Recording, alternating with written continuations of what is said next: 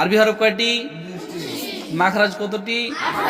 তাহলে 18টি মাখরাজে 29টি হরফ আছে। বুঝছো? বুঝতে পেরেছো? 18টি হরফে 18টি মাখরাজে 29টি অক্ষর লুকিয়ে আছে। তাহলে এই মাখরাজ মানে কি? বের করা। কি বের করা? আরবি হরফগুলি বের করা। যেই জায়গা বা যেই স্থান থেকে আরবি হরফগুলি বের হয় সেই স্থান বা সেই জায়গাটির নাম হচ্ছে মাখরাজ। খারাজা একরুজু মাখরাজান মানে নিকাল না, বের কর না, বের করা। তাহলে আরবি হরফ কয়টি পেলাম আমরা? 18টি। 18টি মাখরাজে আমরা আরবি হরফ 29টি, 18টি মাখরাজ, 18টি মাখরাজে আমরা 29টি হরফ পেলাম। আমরা পড়লাম, এখানে সবগুলো পড়েছি, দু চারটা রাখলাম। এবার আমরা একটু মাখরাজ হলো, আমরা এবার চলে যাব নেক্সট আমাদের হারাকাতের পরিচয়। এক জাবার এক জের এক পেশকে হারকাত বলে। হারকাতের উচ্চারণ তাড়াতাড়ি পড়তে হয়। এক জাবার এক জের এক পেশকে হারকাত বলে। হারকাতের উচ্চারণ তাড়াতাড়ি পড়তে হয়। আলিফে জাবার জের পেশ জজম হইলে।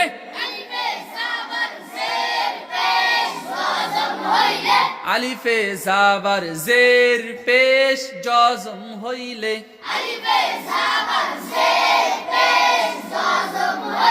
জজমটা দেখতে কেমন? কোকরা। আলিফে জাবার জের পেশ জজম হইলে।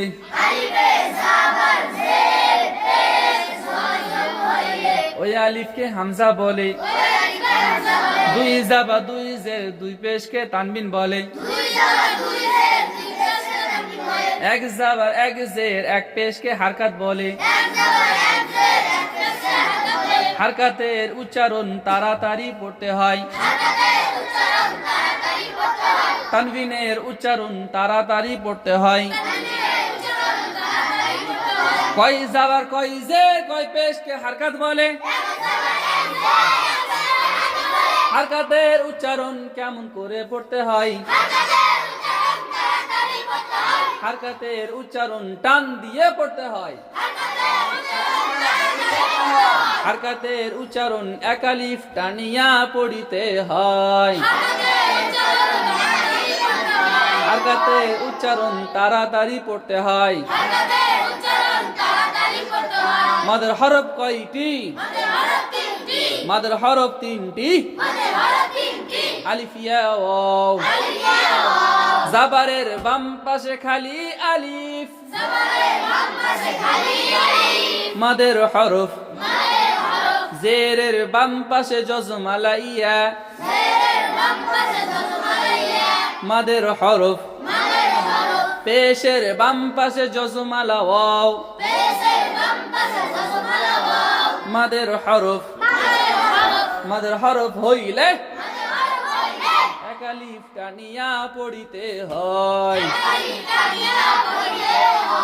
মাদের হরফ হইলে কয় আলিফ টানিয়া পড়িতে হয়।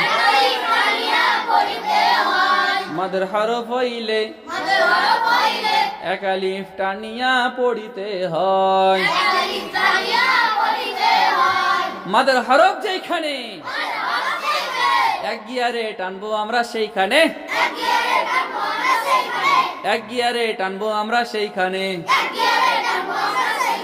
মাদের হরফ যেখানে কয় গিয়ারে টানতে হবে সেইখানে। মাদের হরফ কয়টি? আলিফ ইয়া আলিফ ওয়াও ইয়া। জাবারের বাম পাশে খালি আলিফ। জেরের বাম পাশে জজম আলা ইয়া। পেশের বাম পাশে জজম আলা ওয়াও। মাদের হরফ। মাদের হরফ হইলে এক আলিফ টানিয়া পড়িতে হয়।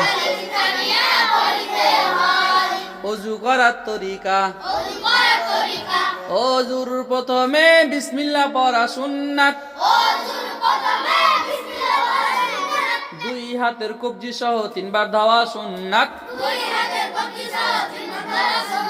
তিনবারে কুলি করা সুন্নাত, তিনবার নাকে পানি দেওয়া সুন্নাত, সমস্ত মুখ তিনবার ধোয়া সুন্নাত, ডান হাতের কৌনি সহ তিনবার ধোয়া সুন্নাত, বাম হাতের কৌনি সহ তিনবার ধোয়া সুন্নাত, দোনো হাতের আঙ্গুলি খিলাল করা সুন্নাত, মাথা মাসাহ করা সুন্নাত, কান মাসাহ করা সুন্নাত, ঘন দাড়ি খিলাল করা সুন্নাত, ঘন দাড়ি খিলাল করা সুন্নাত,